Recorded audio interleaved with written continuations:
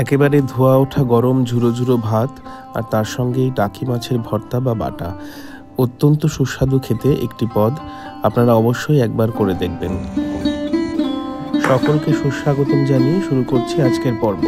নিয়ে নিয়েছি মাঝারি সাইজের 4টে টাকি মাছ, নিয়ে নিয়েছি স্বাদ মতো নুন, অল্প চিনি এবং তার সঙ্গে নিয়ে নিয়েছি কিছু কুচনো পেঁয়াজ, 5-6 কোয়া রসুন এবং কিছু কাঁচা লঙ্কা।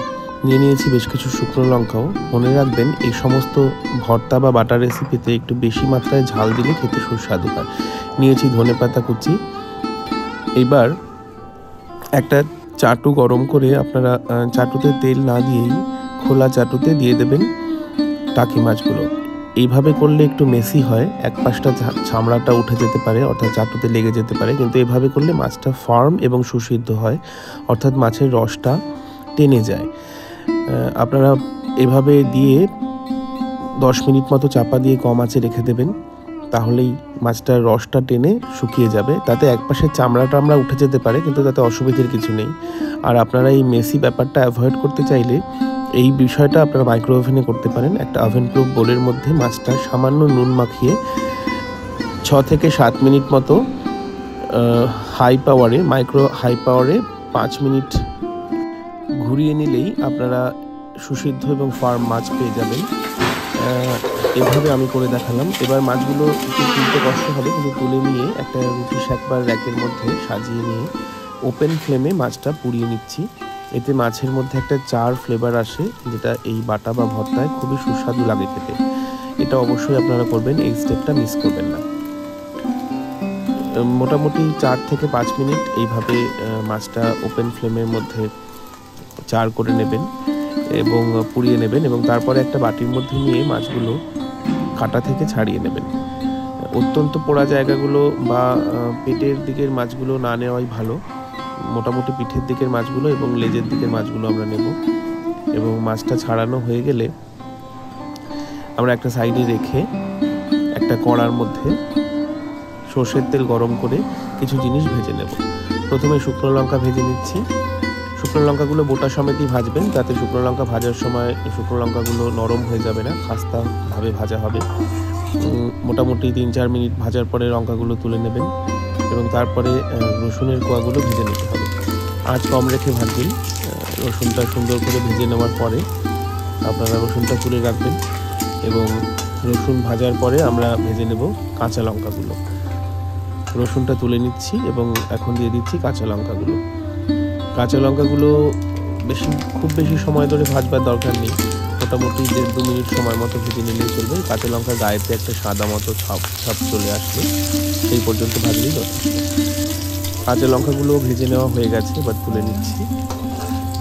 ব্যাস, ভাজাভুজির পালা কমপ্লিট। এবারে যে তেলটুকু অবশিষ্ট থাকবে তার মধ্যে আমরা মাছটাকে একটু নেড়ে নেব, কারণ অনেকেই আছেন আমিষ হলুদ ছাড়া খান না, তারা এই পর্যায়ে একটু হলুদ দিতে পারেন।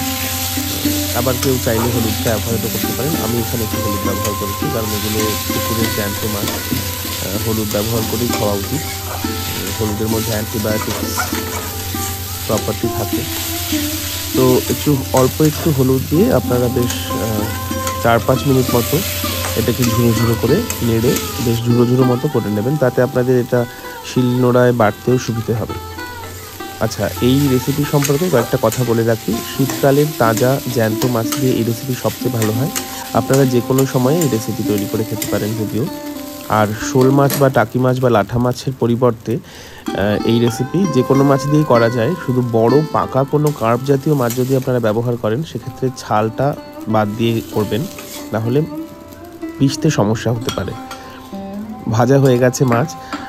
এইবারে শিলনোড়ার মধ্যে আমরা প্রথমে কাঁচা লঙ্কা রসুন যে ভেজে রেখেছিলাম সেটা নিয়ে পিষে নিচ্ছি, এবং এরপর একে একে সমস্ত কিছুই দিয়ে পিষে নেব। এখন নিয়ে নিচ্ছি শুকনো লঙ্কাগুলো এবং গোটাগুলো ভেঙে ফেলে দিচ্ছি, এবং এরপরে সামান্য নুন এবং চিনি মিশিয়ে এই শুকনো লঙ্কাগুলো আমরা পিষে নেব।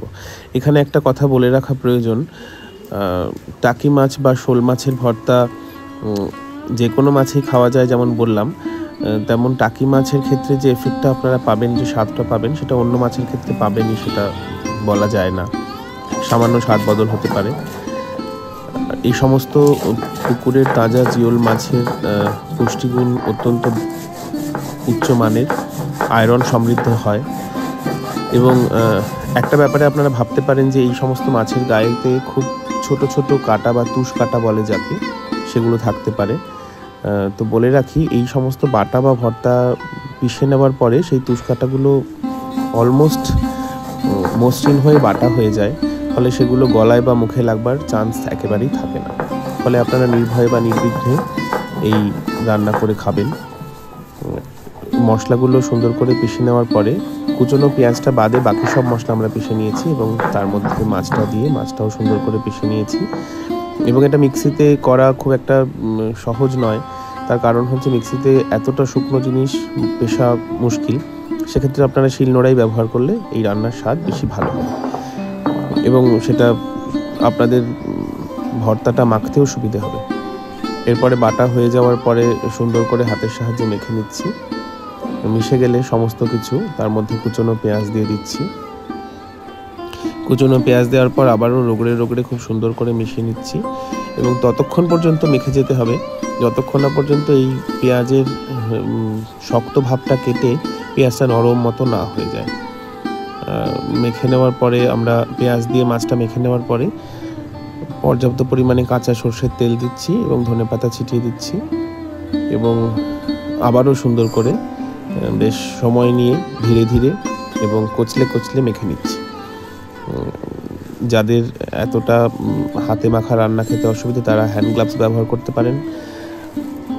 খুব সুন্দর করে প্রায় মিনিট 5-7 ধরে মেখে নেওয়ার পরে, আর শিলনোড়ার উপরে মাখলে শিলনোড়ার সারফেসের যে অমসৃণ বিষয়টা সেটা এই মাখাটাকে আরও পেলব এবং মসৃণ করতে সাহায্য করে, তাই আমি শিলনোড়ার উপরেই মাখছি। আপনারা কোনো পাত্রে নিয়েও মাখতে পারেন।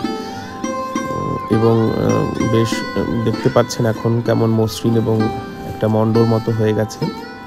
এবং এখানে এই রান্নাটি মোটামুটি কমপ্লিট।